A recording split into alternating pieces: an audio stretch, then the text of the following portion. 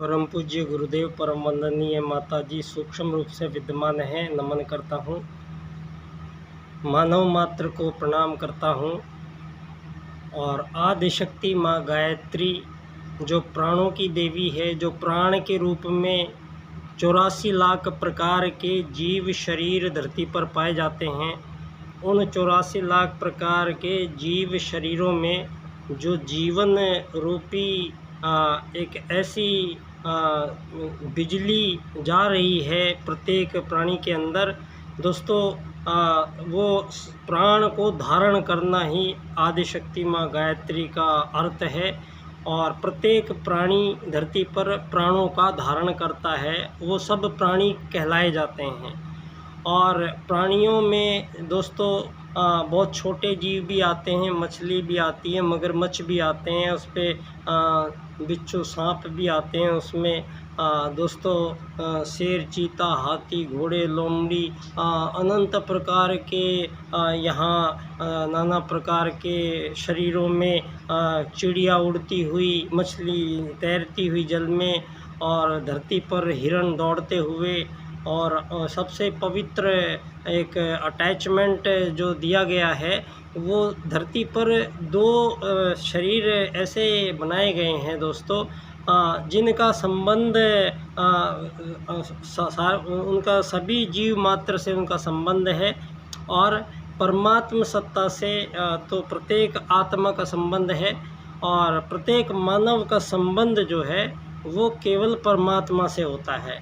यहाँ धरती पर आकर मानव के सामने जो आज की स्थिति और परिस्थिति पर हम चिंतन विचार करने के लिए आज का सत्र रखा है दोस्तों। तो आज विषय ये है कि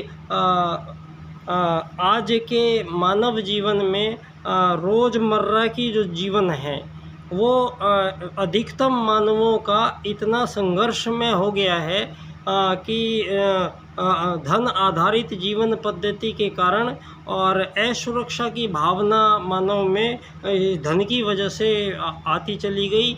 और धन आधारित जीवन पद्धति के कारण ये अमीर गरीब का ऐसा एक जंजाल धरती पर बुन दिया गया, जिस जंजाल में जब भी मानव धरती पर आता है तभी जन्म लेते ही फिर यहाँ पे पहले से ही अमीर गरीब बने हुए हैं, फिर जन्म लेके फिर आता है, फिर यहाँ पे गरीब अमीर बने हुए हैं। तो ये जो गरीब अमीर को आज शायद दुनिया ये मानने लग गई है कि ये परमात्मा के बनाए हुए अमीर गरीब हैं, ये सुख और दुख के रूप में शायद परमात्मा ने बनाए हैं। तो दोस्तों ये जो तथ्यहीन जो बातें हैं, इन पर पूरी तरीके से इनको निरस्त किया जाता है, क्योंकि यहाँ जो पूरे ब्रह्मांड का रचयिता है उसने दोस्तों यहाँ हर एक चीज़ को पूरे ब्रह्मांड में हम समझ भी नहीं पाएंगे क्या है। आज हम अभी मंगल तक और चांद पे मानव जा पाया है, और सूर्य पे कुछ कोशिशें हो रही हैं, और यहाँ तो निखिल पता नहीं कितना कितनी गैलेक्सियाँ हैं, और कितना बड़ा ये विस्तृत पूरा ब्रह्मांड है, इसका कोई छोर ही नहीं है दोस्तों। तो प्रत्येक यहाँ पर एक अब जो बात है वो जब सृजेता कोई रचनाकार, जब कोई क्रिएटर होता है तो ही क्रिएशन होती है। तो दोस्तों यहाँ पर जो क्रिएटर है, जब भी वो कोई क्रिएशन करता है तो उससे पहले वो उसके बारे में पूरा डायग्राम बनाया जाता है। इसी प्रकार से यहाँ पर धरती पर जो ये डायग्राम बनाया गया है दोस्तों, ये विश्वकर्मा जी ने बनाया है। और ये ब्रह्मा जी ने दोस्तों इस पूरे संरचना में ब्रह्मा, विष्णु और महेश तीन शक्तियाँ परमात्मा ने तीन ऐसी बिजलियाँ बनाई जो ब्रह्मा जो पैदा होते हैं वो एक बिजली ही है, जो गर्भ में वो बिजली पहुंचती है तो ही वो एक्टिवेट होता है वहाँ पर जो आत्मा है। दोस्तों प्रत्येक धरती पर जितने भी जीव शरीर हैं, ये सभी जीव शरीर का जो बने हुए हैं, ये अग्नि जल पृथ्वी वायु आकाश से बने हुए हैं। और ये जो सभी जीवधारी हैं, चाहे उड़ने वाले चाहे पानी में रहने वाले, लेकिन उनका जो बनावट है वो बनावट एक ही पदार्थों से हुई है। दूसरी बात बड़ी इम्पोर्टेंट है दोस्तों, यहीं पर सिद्ध हो रही है बात, क्योंकि आपके सामने ही सिद्ध हो रही है। दोस्तों आदि शक्ति माँ गायत्री,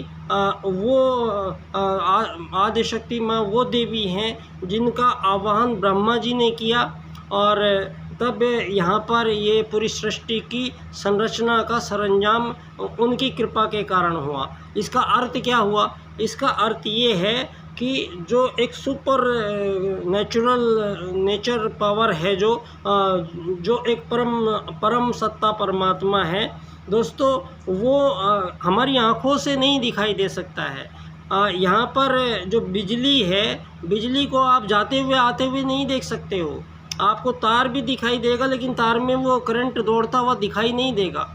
तो इसी प्रकार से यहाँ पर जो 84 लाख प्रकार के भिन्न भिन्न शरीर बनाए गए हैं, ये इनके रचनाकार ने इतनी अद्भुत तरीके से रचनाएं हुई हैं कि प्रत्येक जीव को पंडित दीनदयाल उपाध्याय जी ने बहुत सुंदर एक बात कही।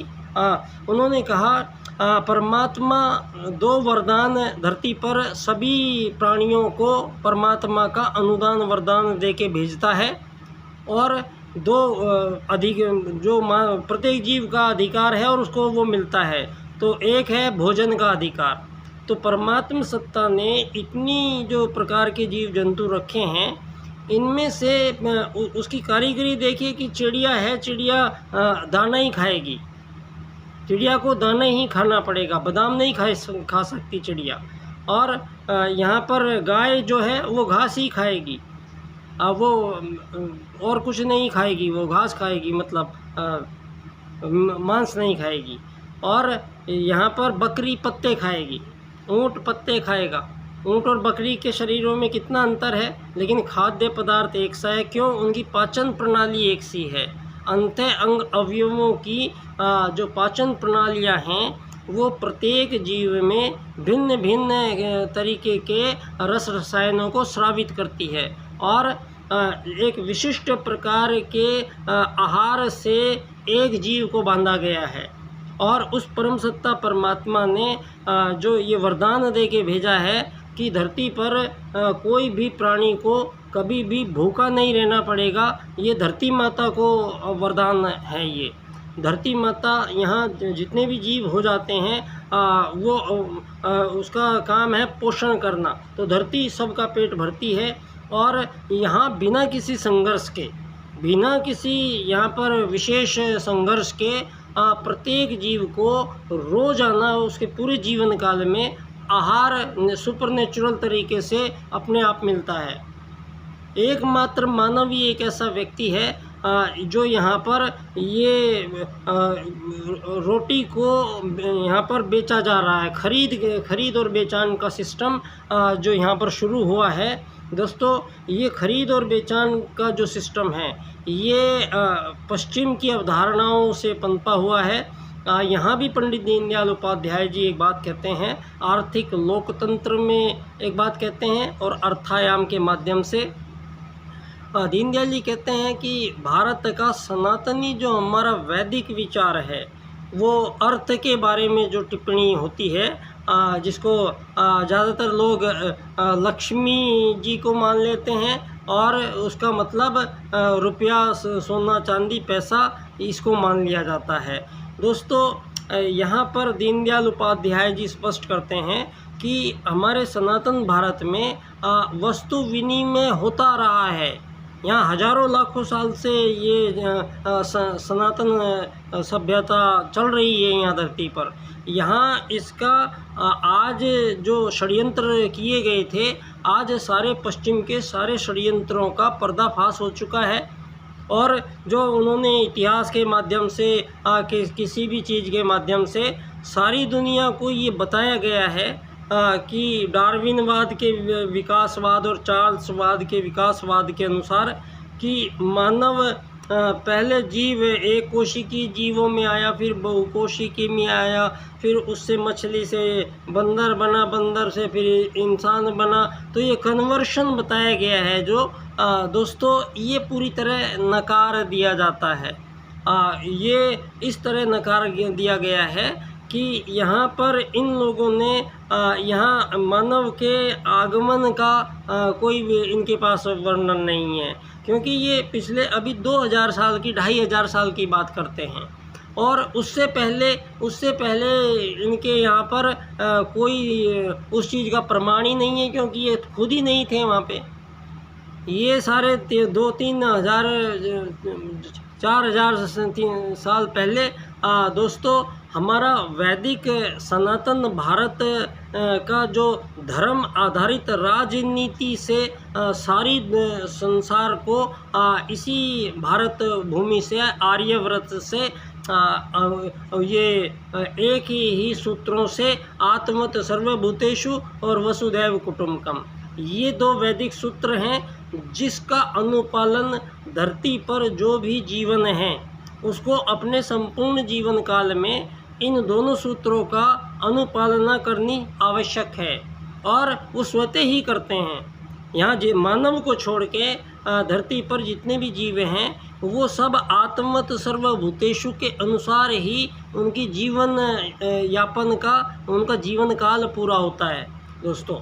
यहाँ पर चाहे वो चींटी है, चाहे वो चिड़िया है, चाहे तोता है, शेर है, कबूतर है, यहाँ पर चाहे कुत्ते हैं, बिल्ली है, यहाँ बकरी है, यहाँ जो भी है, सभी जो प्राणी हैं अपनी प्रजाति का जो प्राणी है, जिस प्रकार से मानव एक प्रजाति है उसी प्रकार से एक यहाँ पर चिड़िया एक प्रजाति है, तोता एक प्रजाति है।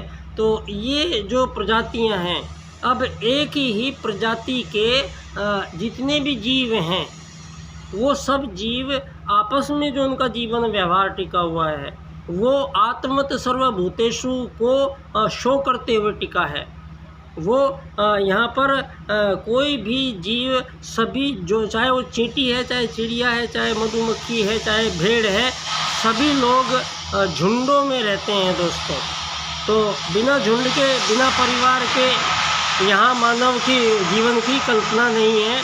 तो आत्मत सर्वभूतेषु के अनुसार एक ही प्रजाति के किसी भी जीव में कोई भी भिन्नता स्वीकार नहीं की जा सकती है। जो ये यहाँ पर मानवों के द्वारा बहुत बाद में, ये अभी की बात है, ये पूंजी का जन्म यहाँ पर दीनदयाल जी ने कहा, यहाँ पर वस्तुओं का आदान प्रदान होता था हजारों लाखों साल से, बदले में कुछ लेन देन का नियम नहीं था। आप हमें ये चीज़ दे है तो ये ले लीजिए, आप वो चीज़ दे दीजिए, आपकी सेवा। तो संसार में ये सारे मानवों को इसी एक ही भाईचारे से, इसी से चलाना था। चलाना कैसे था? लेकिन जो मानव का जो परिचय है, मानव जो धरती पर आया है, यहीं पर डिस्टर्ब कर दिया गया है, सारी दुनिया को भ्रमित किया गया। और मानव के सामने हमारे भारत में भगवान श्री राम यहाँ अवतार प्रक्रिया जो हमारी मान्य भारतीय हिंदू सनातन धर्म के 2 अकाट्य जो उनकी मान्यताएं हैं वो श्रेष्ठ मान्यताएं हैं, वैज्ञानिक आधार पे पूर्णतः कसौटी पर उतरने वाली मान्यताएं हैं। एक है अवतारवाद, यहाँ जब भी अधर्म बढ़ेगा धर्म की हानि होगी, क्योंकि यहाँ जब आर्यों द्वारा प्रथम राजनीति का आविष्कार हुआ यहाँ भारत भूमि में, आर्यव्रत क्षेत्र में, तो उससे पहले सतयुग था। सतयुग में किसी प्रकार की ना राजा था, ना प्रजा, ना दंड, ना दांडिक, लेकिन सभी लोग जो थे वो आर्य लोग थे और श्रेष्ठ कार्य करते थे। और श्रेष्ठ उनके जिस प्रारंभ में जो मानव आए यहाँ बहुत उच्च कोटि के मानव आए थे। जो आए वो दोस्तों इतने बड़े ऋषि थे, इतने बड़े शोधक थे, इतने बड़े वो उनके जीवन 1000 साल की उम्र तक भी वो लेके आते थे और इच्छा मृत्यु प्राप्त कर लेते थे। जो अकाट्य सत्य है वो मृत्यु को जीतने के भी सामर्थ्य मानव के अंदर सुरक्षित विद्यमान है। यहाँ हमारे भारतीय योग शास्त्र में हठ धर्म में हठ क्रिया में दोस्तों यहाँ पर मानव को अपने लक्ष्य क्या है, धरती पर प्रथम मानवों का जो आगमन था, मानवों के बीच में किसी भी प्रकार की कोई त्रुटि नहीं थी। वहाँ एक दूसरे से जो व्यवहार था वो अपने को दूसरे को अपनी आत्मा देखते हुए, आत्मत सर्वभूतेषु, तो सारे जो आर्य थे वो आत्मत सर्वभूतेषु और वसुधैव कुटुम्बकम, दो सूत्रों से उन लोगों ने दोस्तों यहाँ पर जब प्रारंभिक काल के ही मानव जो हमारे आए हैं, जिस उन्होंने जो वेद भी जिन्होंने सुना है और वेद को धारण किया है और वेद को फिर लिखा भी गया है। और दोस्तों धरती पे सबसे प्राचीनतम ग्रंथ ऋग्वेद है। और आज आपका जो ये डार्विन और चार्ल्स की जो विकासवाद की अवधारणाएं थी, ये आपकी टूट चुकी है, इस बात में कोई दम नहीं है। और आज सारे दुनिया से अब आपको ये माफ़ी मांग लेने में फ़ायदा है, क्योंकि आप सारी दुनिया में ये मानवों के बीच में जितने भी युद्ध, शोषण, वध, हत्याएं, आत्महत्याएं, व्यभिचार, अनाचार, पापाचार, चोरी, डकैती, यहाँ धरती पर महिलाओं के प्रति इतना भयानक जो झेलना पड़ रहा है, उनकी मनोदशा को आप उनको बराबरी का अधिकार कुछ पश्चिम की महिलाओं के कारण उनके हाथ में बंदूक पकड़ा के और वो दूसरे मानवों को मारेंगे, ये तो अधिकार आप में से किसी को भी नहीं दिया है। लेकिन आप लोगों ने फिर भी चलो मानव है वो तो माता है, माता के अंदर जो गुण हैं वो संवेदनशीलता के, वो प्रेम के, उन गुणों को आप समाप्त करने जा रहे हो। और उसके अंदर ये जो आक्रामकता और ये जो भरने जा रहे हो आप, इससे क्या समानता दिखाना चाहते हो आप दुनिया को? वो फिर बच्चे कौन पालेगा आगे जाके? अगली पीढ़ी क्या करेगी जाके? यहाँ पर धरती पर जब तक एक स्त्री और पुरुष के बीच के रिश्ते को पवित्र नहीं बना दिया जाता है, धरती पर कोई भी सुधार हो नहीं सकता है, किसी भी प्रकार की कोई बात हो नहीं सकती है धरती पे। तो इसके लिए सतयुग के बाद में पहली जो राजनीति आर्यों ने स्थापित की, तो पहले 3 चुनाव उन्होंने किए। एक धर्म अधर्म में से एक का चुनाव करना था, मानव है, श्रेष्ठ है, आर्य है, धर्म से चलेंगे। दूसरा था राजकता से चलेंगे या अराजकता से, तो राजकता से चलेंगे। तीसरा था नीति से चलेंगे या अनीति से चलेंगे, तो आर्य नीति से चलेंगे। तो ये तय हुई 3 बातें, तब ये पहली राजनीति का आविष्कार हुआ, जिसको कहा गया धर्म आधारित राजकता की नीति। धर्म आधारित राजकता की नीति। और इस नीति के जो सूत्र है वो आत्मत सर्वभूतेषु और वसुधैव कुटुम्बकम से ही पूरे विश्व मानव की जो भी मानवों के लिए होगा, वो उनको सबको एक समान आत्मा मानते हुए यहाँ पर जीवन को लाया गया है। और जब ये जीवन मानव जीवन आया है, तो मानव जीवन देखने में ये छोटा सा शरीर लगता है, लेकिन इसके अंदर इतनी शक्ति भरी हुई है दोस्तों। आपने देखा होगा कि मानव जितने भी ये जीव जंतु हैं, सब जीव जंतु, चाहे वो छोटी सी चिड़िया है, चाहे वो तोता है, चाहे वो कुत्ता है, चाहे वो बिल्ली है, चाहे वो ऊँट है, बैल है, चाहे हाथी है, ये सब, चाहे शेर है, ये सब जीव जो है ये मानव की भाषा समझते हैं दोस्तों। ये सर्कस में आपने देखा, एक चाबुक से, एक इशारों से वो इन जानवरों से भी मानव अपना काम करवा सकता है। तो यहाँ पर एक बात साबित हो रही है, यहाँ पर ये बात साबित होती है कि जब हमने इन जीवों को, जानवरों को कोई काम बताया है और उन्होंने उसको सुना है, फिर उस पर ध्यान दिया है, फिर उन्होंने उसको करने का प्रयास किया है, फिर उन्होंने अभ्यास किया है, और फिर आपको वो काम करके दिखा रहे हैं, तो इसका मतलब विचारों का ट्रांसफॉर्मेशन जो हुआ है वो एक चिड़िया के और मानव के बीच में बराबर हुआ है। वो हाथी के और मानव के बीच में विचार दोनों के मिले हैं। तो जब यहाँ पर धरती पर मानवों के सब जीवों से इंटरकनेक्शन हो रहा है, तो इसका मतलब ये है कि परमात्मा सत्ता ने जितने भी धरती पर जीव जंतु हैं उनमें जो अंदर विराजमान है वो है एक आत्मा। एक आत्मा। अब ये एक आत्मा जो है ये एक आत्मा है। ये जो दोस्तों ये सब जीवों में, वो चिड़िया में जाएगी तो चिड़िया के जैसे वो चूं चूं करने लगेगी, दाना खाने लगेगी। वो हाथी में जाएगी तो वो बड़े बड़े पेड़ उखाड़ेगी। वो मानव में जाएगी तो यहाँ पर मानव में आगमन काल पे ही प्रथम प्रश्न यही था कि मानव को आखिर धरती पर बुलाया क्यों गया है। और मानव जैसा ये विचित्र और श्रेष्ठ जो एक मशीन बनाई गई है, ये एक सुपर कंप्यूटर है।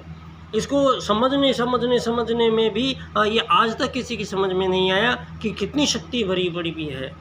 आज सुन के हैरानी होती है कि हम लोग आज चांद पर पहुंच गए हैं, लेकिन किसी भी मानव का 7-8% से ज़्यादा ब्रेन यूज़ नहीं किया जाता है धरती पे।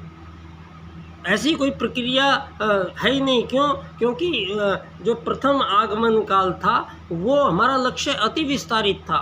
यहाँ आत्मा का आगमन जब शरीर में होता है तो मानव आते ही यहाँ पर अन्य मानवों के साथ रहता है। तो अन्य मानवों को हम क्या माने, क्या मान के हम व्यवहार करेंगे? तो इस चीज़ का आविष्कार इसी सनातन भारत ने, उन्हीं आर्यों ने सारे विश्व के सम्मुख एक श्रेष्ठ मानवों के लिए एक मॉडल तैयार रखा। और वो मॉडल दोस्तों मनुवाद के रूप में उसको कहा गया। पहला राज्य की नीति का निर्धारण मनु ने किया और धरती पर प्रथम राजनीति मनु की राजनीति थी, जो दोस्तों धर्म, अर्थ, काम और मोक्ष प्राप्त कराने के लिए मानव का यहाँ पर आगमन हुआ है। तो लक्ष्य मोक्ष प्राप्ति, और मोक्ष प्राप्त होगा कैसे? उसके लिए आपको धर्म, अर्थ, काम से होते हुए गुजरना पड़ेगा। और यहाँ पर व्यवस्थाएं शरीर के हिसाब से, जैसे पहले बच्चा होता है तो ब्रह्मचर्य सबके लिए अनिवार्य है। अगर ब्रह्मचर्य नहीं होगा तो अंदर छूछ हो जाएगा मानव, और यही हुआ है दुनिया में। और मानव यहाँ नित्य नए रोगों से, छोटे छोटे जीवाणु विषाणुओं से जो आज सारी दुनिया मर रही है, ये जीवाणु विषाणु ये मानव के सामने कुछ भी नहीं थे, ये कुछ भी नहीं हो सकते थे। क्यों? क्योंकि मानव के अंदर जो परमात्मा की जो आदिशक्ति माँ गायत्री का जो प्राण है, तो यहाँ संपूर्ण प्राणियों में जो प्राण है वो एक ही है। ये प्राण आदिशक्ति माँ गायत्री की एक बिजली रूपी जो सत्ता है, वो बिजली मानव में जाती है, चिड़िया में जाती है, तोते में जाती है, सब में जाती है। लेकिन ये बिजली अंदर जाती कहाँ है? ऐसा कोई अंग नहीं है शरीर में जो ये कह सके कि ये बिजली कहाँ जा रही है दोस्तों।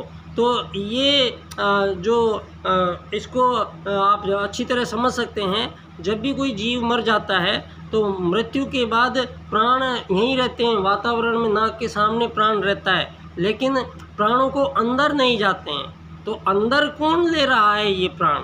तो प्राण को केवल एक ही ले सकता है, वो है परमात्मा का एक अंश आत्मा। आत्मा जाएगा जिस शरीर में, तभी आदिशक्ति माँ गायत्री का प्राण उससे अटैच होगा और तब वो जीवन बनेगा, तब जीव कहलाएगा। तो आदिशक्ति माँ गायत्री का प्राण सब में है, तो इसको माने या नहीं मानने का सवाल थोड़ा ही है। सारी दुनिया में बोले कि ये तो हिंदू धर्म का है, ये अब प्राण आप ले रहे हो, तो वो तो आदिशक्ति माँ गायत्री का प्राण तो आप अमेरिका में, आप हिंदू, मुस्लिम, सिख, ईसाई, ये अमीर, गरीब, मालिक, नौकर, ये G5, G10, G20, ये काले गोरे, ये विभिन्न अमीर देश, गरीब देश, ये हजारों तरह के मानवों के बीच में इतना बड़े जो विभाजन हुए हैं और आज एक ऐसी मार्ग पर मानव चलता हुआ दिखाई दे रहा है, मनुवाद के स्थापना जहाँ मानव को मोक्ष प्राप्त कराने के लिए हुई थी, वहाँ पर जो 4 व्यवस्थाएं जिस प्रकार हुई, बाद में जिनको जाति कहा गया, और जाति यहाँ पर जाति नहीं थी दोस्तों। आर्य लोग यहाँ पर हजारों साल से यहाँ पर अपनी अनुसंधान में व्यस्त रहते थे, किसी प्रकार की कोई त्रुटि नहीं थी। तो काफ़ी साल, काफ़ी युग निकलने के बाद में मानवों के अंदर कुछ राजसिक और तामसिक आहार ग्रहण करना प्रारंभ किया, और जब भी मानव ने राजसिक और तामसिक आहार ग्रहण किया, तभी मानव की जो वैचारिक जो मिलान था, जिस सैटेलाइट से वो जुड़ा हुआ था पहले, वो उसके लिए सैटेलाइट से जुड़ने के लिए क्या होता है, पावर की ज़रूरत होती है। तो पावर अंदर से मानव के इतनी शक्ति अगर चाहिए कि वो उस बड़े सैटेलाइट से जोड़ना है, तो इसको एक सही तरीके से मानव जीवन को रखना पड़ता है। यहाँ पर मानव जीवन को ये भोगवाद नहीं चलता है। यहाँ पर मानव जीवन, यहाँ पर भारत की देन विश्व को पारिवारिक जीवन, तो पारिवारिक जीवन किस आधार पर टिका रहता है, वो एक दूसरे से प्रेम, समर्पण, सहायता, सहयोग, सेवा, एक दूसरे से इस प्रकार से भारतीय परिवार परंपरा का विश्व को इस तरीके से आर्यों ने पूरा विश्व बनाया था। बाद में जब त्रुटि आर्यों में से ही कुछ लोग जिन्होंने आर्य पद्धति को फॉलो नहीं किया, और वो राजसिक और तामसिक आहार के कारण उनके मस्तिष्क में उनके विचार प्रभावित हुए, तो उन लोगों को आर्यव्रत क्षेत्र से आर्यों ने देश निकाला दिया, और उनको सुदूर क्षेत्रों में पाताल लोक में बलि का शासन था, जो आज अमेरिका है।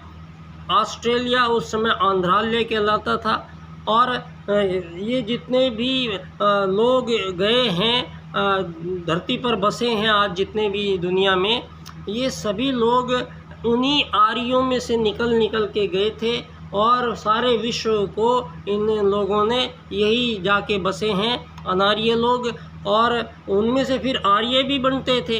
अब जो लोग कई बार आर्य में से चले गए और चले जाके वहाँ पे बस गए, फिर बाद में आके उन्होंने आर्य बनने के लिए कहा, तो हमारे इसमें वैदिक धर्म में शुद्धि एक प्रकरण है, जिसमें शुद्धि करके उसको वापस आर्यव्रत में ले लिया जाता था।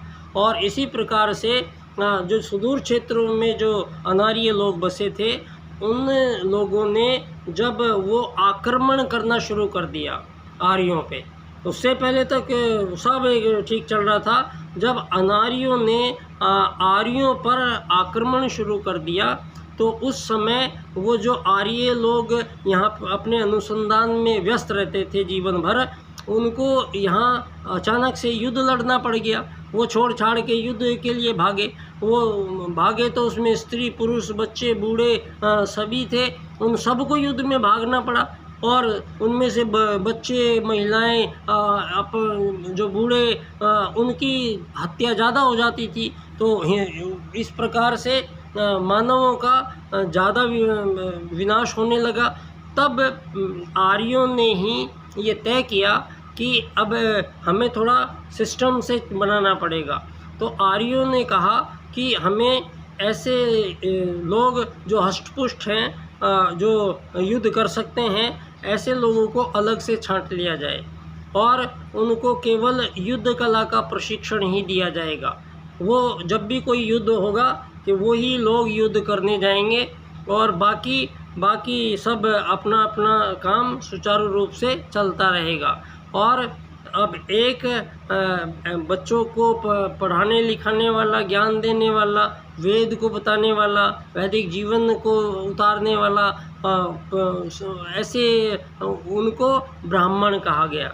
और ब्राह्मणों का काम आगे की पीढ़ी को, वैदिक पीढ़ी को आगे की पीढ़ियों में पहुंचाने के लिए अपना पूरा जीवन उसमें समर्पण वहाँ तीसरा यहाँ पर जो सबका भोजन पानी सबकी मानवों की व्यवस्था आर्यों की व्यवस्था करते थे उनको वैश्य कहा, और जो साफ़ सफाई का काम करते थे उनको शूद्र कहा।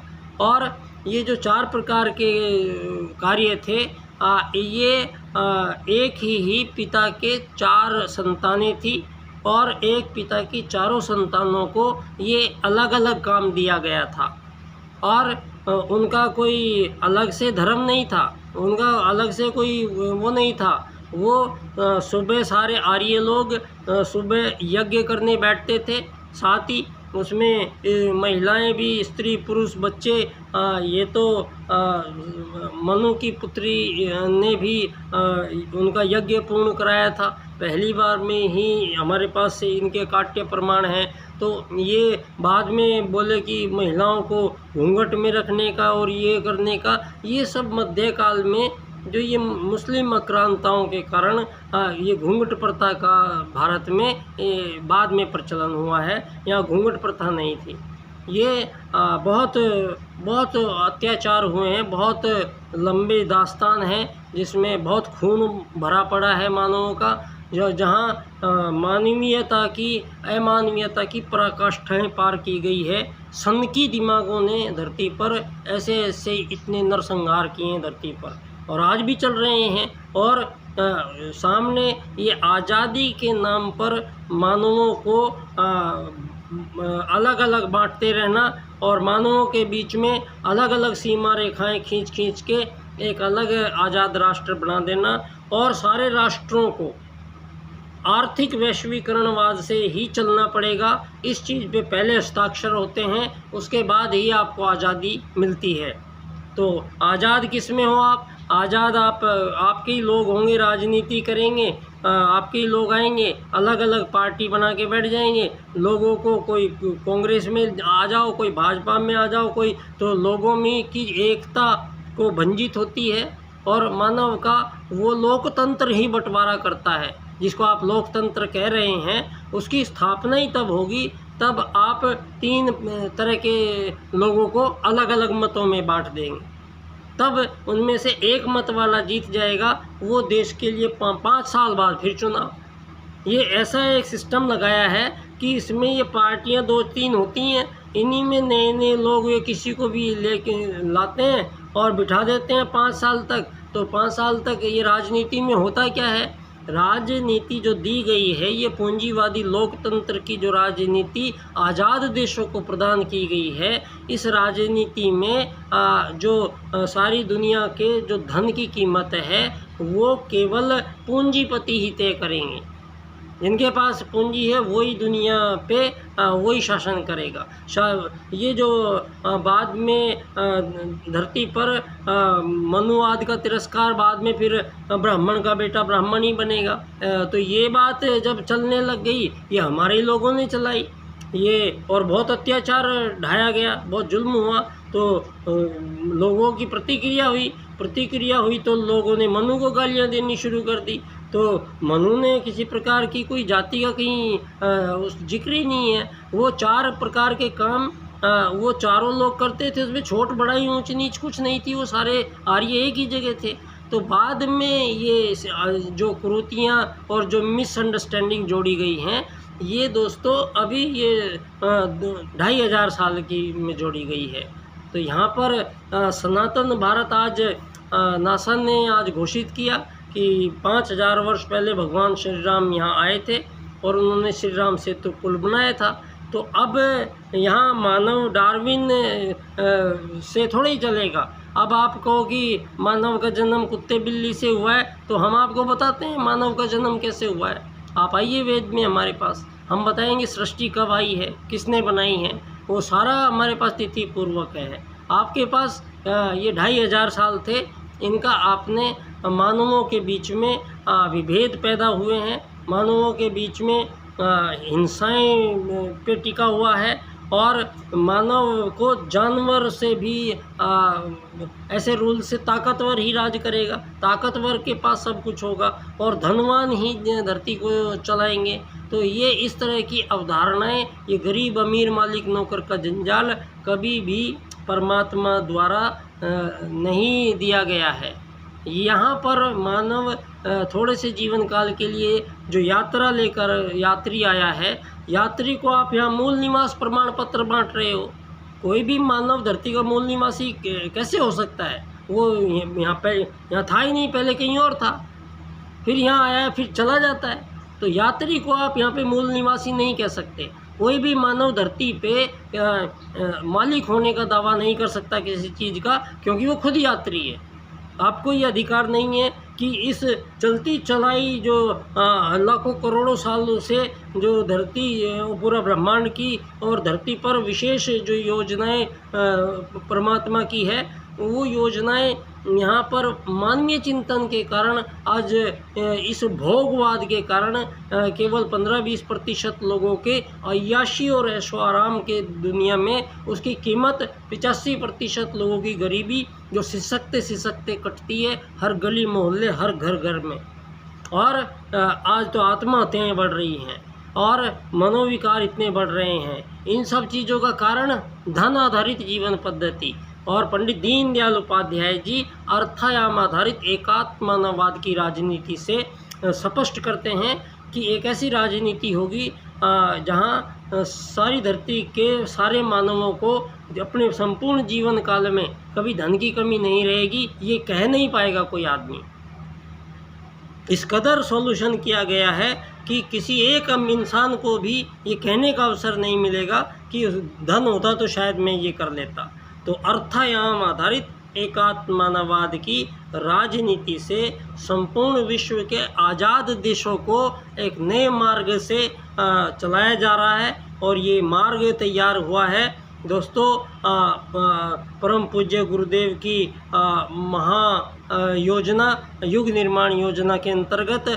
और ये परम पूज्य गुरुदेव के ही बचपन से ही मिले हुए पंडित दीनदयाल उपाध्याय जी वो हनुमान की तरह राम के साथ आए थे। इस बार भी श्री राम के साथ एक दीनदयाल उपाध्याय आए थे, लेकिन उनके बारे में कोई ज़्यादा किसी को पता नहीं है। दोनों ने अलग अलग मोर्चों पे काम किया है। पंडित दीनदयाल उपाध्याय जी ने दोस्तों धरती पर जितने संकट हो सकते थे, उस बालक ने धरती पर वो संकट और गरीबी से बिल्कुल जीरो से उठ के और विश्व क्षितिज की राजनीति पे भारत में दोस्तों जनसंघ के संस्थापक के तौर पर उनकी यात्रा। और 18 साल महासचिव पद पर रहते हुए उन्होंने कभी पद की कामना ना चाहते हुए आजीवन ब्रह्मचर्य से रहते हुए अखंड दीपक को साक्षी बना के और जनसंघ की स्थापना उत्तर प्रदेश में करते हैं। उसके 1 महीने बाद में इसको भारतीय स्तर की पार्टी बनाया जाता है और उसमें जनसंघ के प्रथम अध्यक्ष डॉक्टर श्यामा प्रसाद जी को बनाया जाता है और पंडित दीनदयाल उपाध्याय जी महासचिव बनते हैं। और वो 18 साल तक केवल एक ही पद पे वो काम करते रहे। जीवन भर चुनाव लड़ने की उनकी इच्छा नहीं थी, कभी चुनाव लड़ा नहीं। एक ही बार ज़बरदस्ती चुनाव लड़ाया था और उसमें बोले कि आप अपनी जाति से वोट मांग लो, तो उन्होंने बोला ये नहीं कर सकता, तो वो हार भी गए थे। तो पंडित दीनदयाल उपाध्याय जी दोस्तों विश्व राजनीति में एक भारत में मनु पहले वो व्यक्ति थे जिन्होंने वो राजनीतिक दर्शन प्रस्तुत किया था जो मानव को मोक्ष प्रदान कराता है। और इसके अब हजारों साल बाद में भारत में ही एक ऐसे पंडित दीनदयाल उपाध्याय जी पैदा होते हैं जो अर्थायाम एकात्म मानववाद की राजनीति को प्रस्तुत करते हैं। और ये एकात्म मानववाद की राजनीति दोस्तों हमारे वेद सूत्र आत्मत सर्वभूतेषु की स्थापना होगी। तो मानवों के बीच में जितने भी ये कृत्रिम विभेद मानवों के बीच में पैदा किए गए हैं, हम इसी पद्धति से आगे मानव नहीं जाएगा। अब युग परिवर्तन है। अब यहाँ पर ये छोड़ दीजिए अब मालिक नौकर अमीर गरीब बनना। अब एक नई दुनिया में आपको ले जाया जा रहा है जहाँ धन की कोई ज़रूरत ही नहीं पड़ेगी आपको। तो जब आपको धन की आवश्यकता ही नहीं पड़ेगी तो आप यहाँ पर कोई गड़बड़ नहीं होगी। सारी गड़बड़ हुई है, ये कृत्रिम वस्तु का निर्माण किया गया और उसको मानव के जीवन से भी अधिक मूल्यवान समझा गया, बनाया गया, और उसी का परिणाम ये सारी दुनिया में अमानवीयता का प्रसार। तो अब युग परिवर्तन है दोस्तों, और युग परिवर्तन में परम पूज्य गुरुदेव दोस्तों एक सूत्र इसमें आत्मत सर्वभूतेषु का है, जो सूत्र राजनीति में बोला जाना है। ये जो आज जिसको पूंजीवादी लोकतंत्र से जो चल रहा है, इसके स्थान पर पंडित दीनदयाल उपाध्याय जी का एकात्म मानववाद एक ऐसा राजनीतिक सूत्र है जिसे सारे संसार के संपूर्ण प्राणियों के बीच में संपूर्ण विभेदों को सदा के लिए समाप्त किया जाएगा, और ये धरती स्वर्ग बनेगी दोस्तों। इस बात में कोई दो राय नहीं है। मानव या देव मानव बनेंगे या महामानव बनेंगे, यहाँ पर वो डाई बनाई जा रही है, और वो डाई बनाने का काम दोस्तों इसमें एक पाया है राजनीति का और एक पाया है धर्म का। और धर्म का पाया परम पूज्य गुरुदेव स्वयं अखिल विश्व गायत्री परिवार बनाते हैं। उसका मतलब होता है कि सारे संसार के संपूर्ण प्राणियों को मिला के एक परिवार बनाया है गुरुजी ने, उसी को अखिल विश्व गायत्री परिवार कहा है। और अब जो सारे संसार का मानवों के बीच में सदा के लिए आज़ादी मिलेगी अब सबको, और धरती पर जो नहीं हो सकता, जो गलत है, वो चीज़ नहीं मानी जाएगी। यहाँ धरती पर मानव केवल एक यात्री है, तो यात्री की ही हैसियत से रहेगा। यहाँ मालिक नौकर अमीर बनने की ज़रूरत नहीं पड़ेगी। यहाँ आपको शरीर संबंधी जितनी भी आवश्यकताएं मानवों की है, वो बिना किसी संघर्ष के आजीवन निःशुल्क प्राप्त होगी। इस चीज़ का आश्वासन पहले दिया जाता है, उसके बाद में प्रत्येक मानव एकात्म मानववाद के सिद्धांत को अपनाएंगे। यहाँ धरती पे सभी मानवों के बीच में जो परेशानी है, उस परेशानी को सदा के लिए समाप्त कर यदि होती है और मानव कोई एक ऐसी दुनिया में रह सकते हैं, तो उस पर विचार करना चाहिए, उसके बारे में सोचना चाहिए, उसके बारे में हमें बात करनी चाहिए। ये अब 2 सालों में इस धरती पर परम पूज्य गुरुदेव के अनुसार स्वर्ग का अवतरण स्पष्ट दिखने लगेगा, और बड़ा विचित्र काल है। यही वो समय है जब उल्टे को उलटकर सीधा करना है। तो दोस्तों बहुत बहुत धन्यवाद। परम पूज्य गुरुदेव प्रवंदनीय माता जी को नमन करता हूँ, और मैं अपने विषय पंडित दीनदयाल उपाध्याय जी के 4 सूत्र हैं उनके साथ, और परम पूज्य गुरुदेव का मैं पुराना चेला हूँ। तो पुराने चेले से दोस्तों कुछ आशाएं थी गुरुजी को, तो जो काम दिए गए थे वो मैंने पूरा कर लिया है। अब गुरुजी जब बोलेंगे मैं आके मंच पे अपनी बात बोल दूंगा। मुझे आप जहाँ कहेंगे मैं जाने के लिए तैयार हूँ, लेकिन बात तो ज़रूर करूँगा, और बात तो मैं ऐसा होने नहीं दूंगा कि बात कभी आए नहीं। दोस्तों बात तो बन चुकी है, और बात बन चुकी है तो विषय प्रस्तुत हो चुके हैं, और सारे संसार के सभी मानवों को मेरा ये आह्वान है, एकात्म मानववाद से समग्र व संपूर्ण वैश्वीकरणवाद विषय है मेरा, टोटल एंड कंप्लीट ग्लोबलाइजेशन। तो इस विषय पर मुझे व्याख्याता चाहिए, तो अभी तक कोई मेरे इस पर व्याख्यान करने की हिम्मत नहीं जुटा पा रहे हैं, तो मुझे चिंता नहीं है, ये क्योंकि ये काम गुरुजी का है, तो ये गुरुजी ने कर भी दिया है। मुझे इस विषय पर हमारा जो व्याख्यान पंडित दीनदयाल उपाध्याय जी की जन्मस्थली पर शीघ्र ही गुरुजी की जब हमारे पर वो होगा, समय आएगा, तो गुरुजी ज़रूर यहाँ पर मेरे व्याख्यान की हमारे आदरणीय चिन्मय पांड्या भाई साहब ने हाँ भर ली है आने की।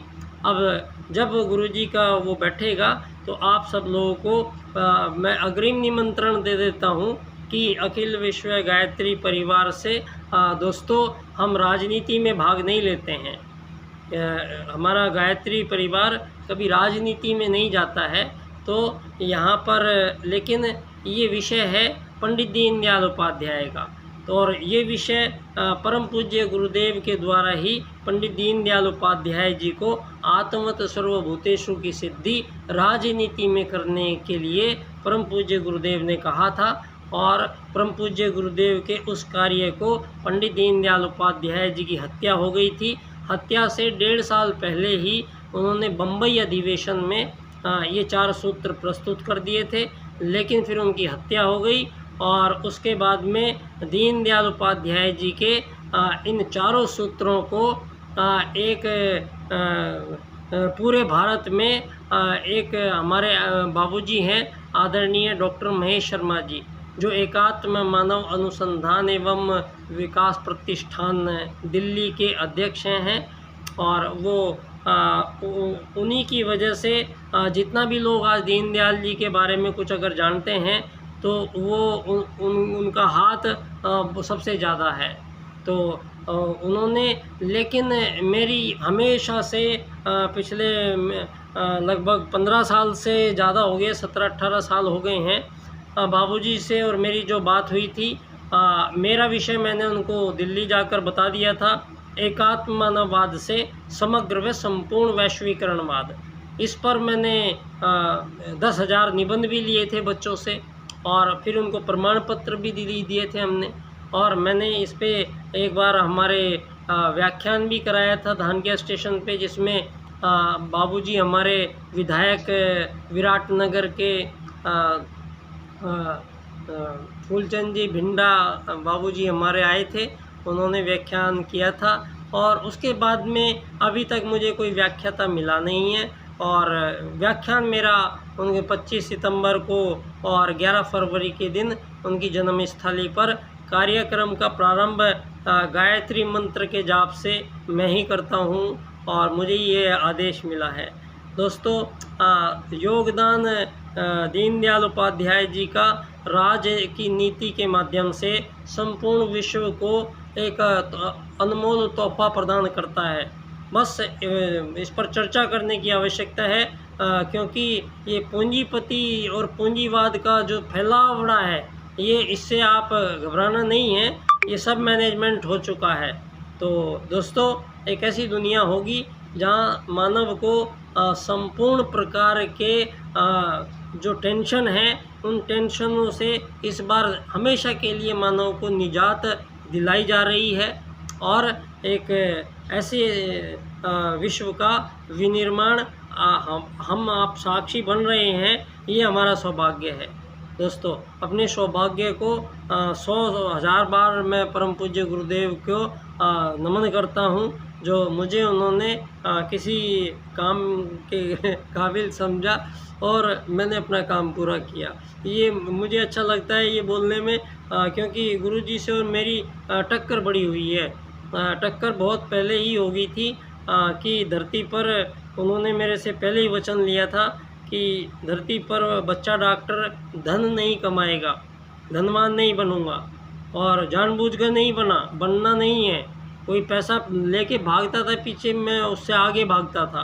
तो पूरा जीवन मेरा इस धन से विरोध में गया है, और मैं धनवान नहीं बना, और धनवान ना होने के कारण मानव के सामने क्या क्या दिक्कतें और समस्याएं आ सकती हैं, ये आप लोग अच्छी तरह जानते होंगे। तो दरिया बहुत पार करके आया हूँ। और आदरणीय मोदी जी, आपको कार्यालय में मैं 2 किताबें दे के आया था। अगर आपका जवाब आया नहीं है तो मुझे ये डाउट हो रहा है कि वो किताबें आप तक पहुंची भी थी या नहीं पहुंची थी। तो उन्होंने दी भी थी या डाक विभाग ने या नहीं दी थी, और यदि पढ़ी गई थी तो उसके उत्तर में मुझे कोई अभी तक उत्तर आया नहीं है। तो मैं अब और भी मैंने साहित्य अभी लिखा गया है कुछ, तो शीघ्र ही मैं पहले भी आदरणीय हमारे चिन्मय पंड्या जी को देव संस्कृति विश्वविद्यालय में अपने हाथ से मैंने लिखित किताब दे के आया था। उसी के बाद फिर उन्होंने मेरे सब्जेक्ट के लिए हाँ बोल दी थी। और एक बार मैं पीएमओ में जाके दे के आया, उधर से अभी तक जवाब आना बाकी है, शायद चुनाव की वजह से बिज़ी थे। तो चुनाव के बाद फिर मैं और 2 किताबें और अपनी उनको भेंट करके आऊँगा। और परम पूज्य गुरुदेव धाम में भी जब भी जाऊँगा, और वहाँ से मुझे पूरा यकीन है इस बार जाते ही मुझे डेट मिल जाएगी, और 25 सितंबर की डेट मिल जाएगी, मुझे ऐसा लग रहा है। तो एक ही दिन आएगा दोस्तों वो, और एक ही दिन में सारे संसार को एक अद्भुत विश्व को वहाँ प्रदान अमृत निकलेगा, और वो अमृत दोस्तों सारे संसार में फैलेगा। बहुत बहुत धन्यवाद बच्चा डॉक्टर।